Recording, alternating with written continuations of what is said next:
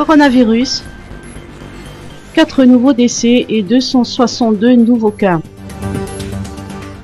Madagascar enregistre 4 nouveaux décès, dont 1 en Bande et 3 en Allemagne, à l'hôpital de Befilatan, a rapporté le professeur Andavlultin. Ces nouveaux décès portent à 43 le nombre des personnes qui ont succombé à cette maladie. Le professeur Andavlultin a également rapporté 262 nouveaux cas, dont 205 en Allemagne, 4 à Vaknakaraj, 2 à Tsinanan, 5 à Otmatsiach, 13 à Timondjefan, 2 à Ifanadine, 13 à Nous, 2 à Betsbourg, 15 à Bouenj.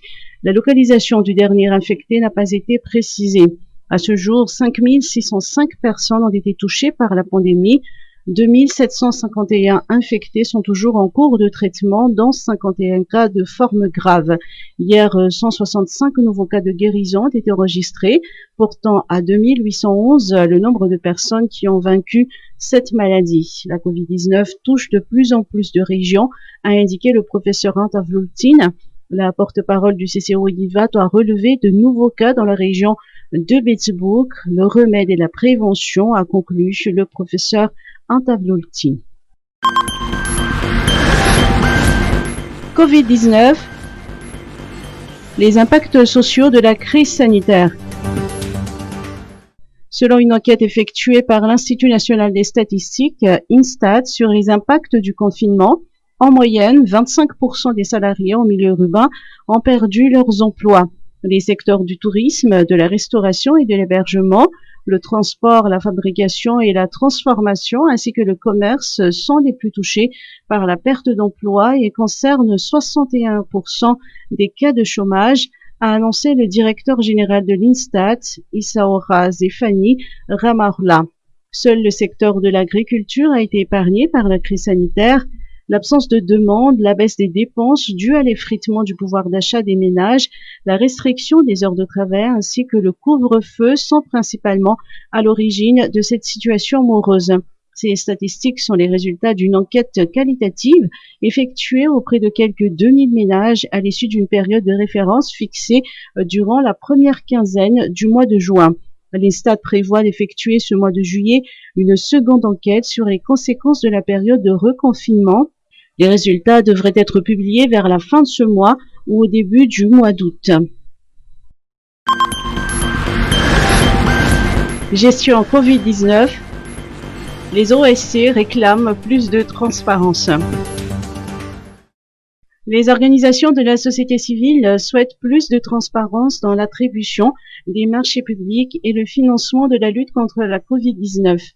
Les OSC notent dans une lettre ouverte destinée au président du CCO Covid-19 qu'en cette période de crise sanitaire, la confiance citoyenne est essentielle pour une meilleure appropriation des mesures permettant d'éradiquer la pandémie. Tous les acteurs de la nation sont persuadés que cette confiance ne peut se gagner que par la transparence et la redevabilité des gouvernants par rapport à toutes les décisions et mesures prises. Les sociétés civiles exhortent ainsi les exécutifs à jouer pleinement le jeu de la transparence et demandent d'avoir accès aux textes et décisions prises publiées sur les sites web des institutions. Ils demandent par ailleurs que soit régularisé en urgence l'enregistrement des marchés publics sur SICMP pour assurer leur traçabilité et faciliter le contrôle des dépenses par les ISC et le suivi par les citoyens et les OSC. Enseignement supérieur, esquisse du calendrier universitaire. La reprise des cours pour les universités de Madagascar est prévue le 19 octobre pour se terminer le 20 décembre 2020. Le début de la nouvelle année universitaire est prévu pour mars 2021, a déclaré Jean-François Razonarson, directeur général de l'enseignement supérieur. Toutefois, il a souligné que ce ne sont que des prévisions. Le calendrier universitaire définitif dépendra entièrement de l'évolution de la situation sanitaire. Par ailleurs, les responsables du ministère de l'Enseignement supérieur et les présidents du COPRIES se réuniront prochainement pour fixer des dates précises. Nouvelle prison à Imersetousk. Les travaux avancent.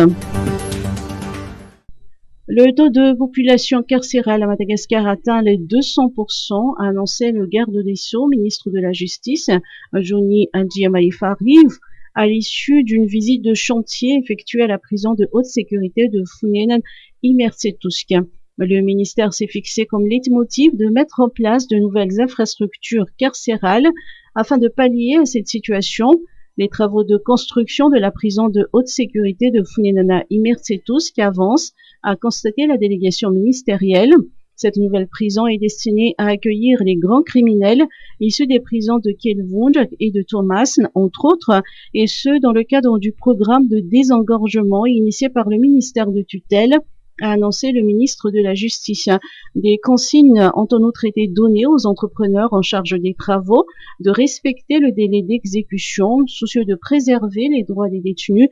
Le ministre de la Justice a également souligné l'importance de privilégier les normes exigées en matière de construction de ce genre d'infrastructures.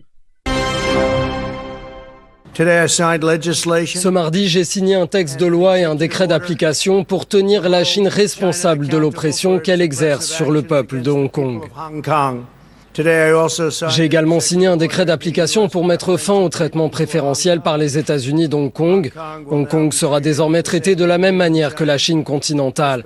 Pas de privilèges, pas de traitement économique spécial et pas d'export de technologies sensibles. Le statut spécial dont bénéficiait Hong Kong lui était accordé non seulement par Pékin, mais je dirais aussi et surtout par les partenaires économiques qui ont fait la réputation de Hong Kong en tant que place financière. Hong Kong, c'était la puissance économique de la Chine, rendue accessible aux partenaires européens et occidentaux, mais selon des règles libérales. Le marché chinois affranchi de la lourdeur de l'appareil communiste. Et concrètement, c'est précisément cette exception asiatique qui a transformé Hong Kong en la troisième place financière de la planète, juste derrière New York et Londres, et jouant sur un pied de quasi-égalité avec Pékin. Le système législatif propre à Hong Kong est directement hérité des Britanniques, on le sait, le common law. Ce système, en disparaissant, écrasé sous les lois sécuritaires chinoises, confisque de facto à Hong Kong son exception et donc sa valeur.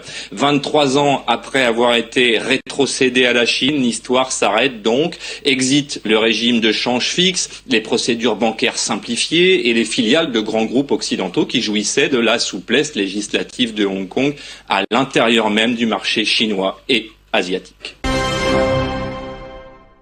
Elle était la première à lancer des essais sur les humains en mars dernier.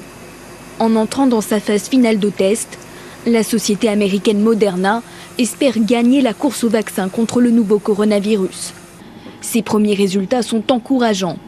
En phase 1, seules des personnes jeunes ont été testées.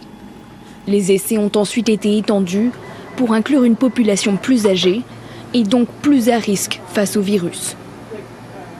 We know that they generally don't respond as well as younger people to vaccines, so this is something we'll look at very carefully.